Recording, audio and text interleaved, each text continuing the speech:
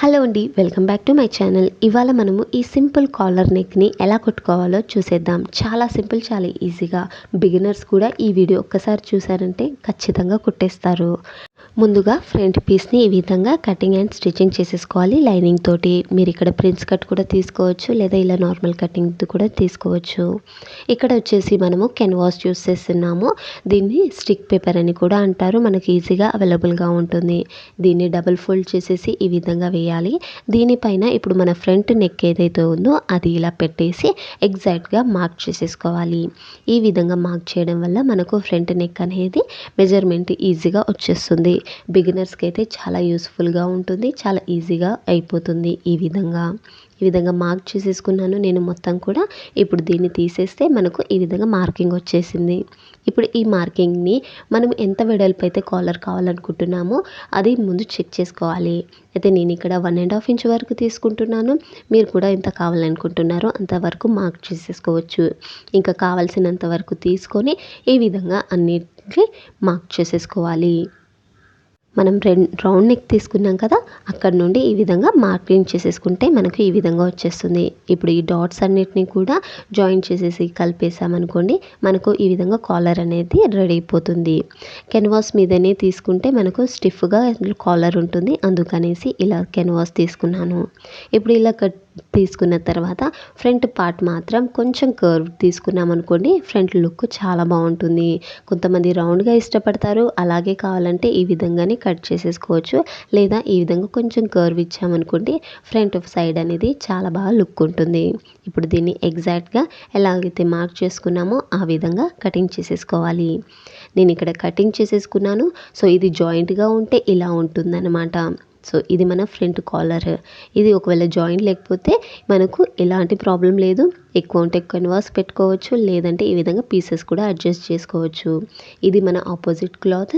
ఇప్పుడు దీన్ని మనం ఈ విధంగా కట్ చేసేసుకున్నాము. సో మెయిన్ ఏదైతే సైజ్ తీసుకున్నామో దానికన్నా కొంచెం ఎక్కువగా ఉండాలి. ముందుగా కట్ చేసుకున్న కెన్వాస్ తీసేసుకోవాలి. దాని మీద క్లాత్ ఏదైతే మనం తీసుకుంటున్నామో అది రైట్ సైడ్ పైకి ఉండేలాగా తీసి దాని మీద ఇంకొక క్లాత్ వేసేసి అది రైట్ సైడ్ కిందికి ఉండేలాగా వేయాలి. ఇలా వేయడం వల్ల మనకు ఈ టర్నింగ్ చేసేటప్పుడు ఈ రైట్ సైడ్ అనేది పైకి వచ్చేస్తుంది అనమాట. ఇప్పుడు కింది వైపు మాత్రం కుట్టు వేసుకోవాలి, పైన వైపు వేయకూడదు.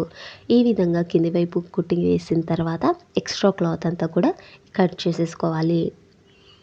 చాలా సింపుల్గా ఇలా కట్ చేసేసిన తర్వాత దీనికి కట్స్ పెట్టుకోవాలి. కట్స్ పెట్టడం వల్ల ఇలా క్లాత్ టర్న్ చేసేటప్పుడు మనకు షేప్ అనేది ఈజీగా నీట్గా వస్తుందన్నమాట. ఇప్పుడు దీన్ని మనము ఐరన్ అన్న చేసుకోవచ్చు, లేదా మీరు కావాలంటే కింది వైపు స్టిచ్ అన్న చేసుకోవచ్చు. నేను ఇక్కడ ఐరన్ చేస్తున్నాను. ఐరన్ చేయడం వల్ల ఫ్రంట్ సైడ్ అనేది లుక్ చాలా బాగుంటుంది, అందులోనూ ప్రొఫెషనల్గా ఉంటుందన్నమాట. మీరు కావాలంటే ఒక స్టిచ్ కూడా వేసుకోవచ్చు, అది కూడా లుక్ బాగానే ఉంటుంది.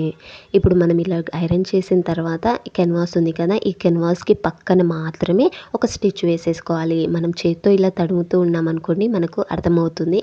సో అలా పెట్టేసి కుట్టు వేసేసుకున్నాం అనుకోండి, ఎక్స్ట్రా క్లాత్ అంతా కూడా కట్ చేసేసుకోవాలి. నేను ఇక్కడ ఎక్స్ట్రా క్లాత్ అంతా కూడా ఈ విధంగా కట్ చేసేసుకున్నాను. ఇప్పుడు మనకు కాలర్ అనేది రెడీ అయిపోయింది. ఇప్పుడు మెయిన్ ఫ్యాబ్రిక్ ఏదైతుందో అది తీసుకొని సెంటర్ మార్క్ చేసేసుకోవాలి. సెంటర్ మార్క్ చేసేసుకొని ఇప్పుడు ఇది పీస్ ఉంది కదా, ఇది సెంటర్లో ఉండేలా చూసుకోవాలి. అదే రైట్ సైడ్ అండ్ లెఫ్ట్ సైడ్ది కూడా ఎగ్జాక్ట్గా అదే డాట్ దగ్గర ఈ విధంగా పెట్టేసి దీనిపై నుండి ఒక స్టిచ్ వేసేసుకోవాలి. సో ఇలా స్టిచ్ వేయడం వల్ల మనకు కాలర్ అనేది రెడీ అయిపోతుంది. చాలా సింపుల్, చాలా ఈజీగా ఈ విధంగా కాలర్ని స్టిచ్ చేసేసుకోవచ్చు బ్లౌజెస్కి, డ్రెస్సెస్కి కూడా. ఈ విధంగా స్టిచ్ చేసేసిన తర్వాత మనము దీనికి పైనుండి పైపింగ్ చేసుకుంటామన్నమాట ఆపోజిట్ కలర్ తోటి. సో నేను ఇక్కడ గోల్డెన్ కలర్ని యూస్ చేశాను పైపింగ్ కోసం. ఇలా పైపింగ్ చేసిన తర్వాత మన బ్లౌజ్ అనేది ఈ విధంగా రెడీ అయిపోయింది. ఈ వీడియో మీకు ఎలా అనిపించింది, యూస్ఫుల్గా ఉందో లేదో అనేది కామెంట్ చేయండి. And thank you for watching this video.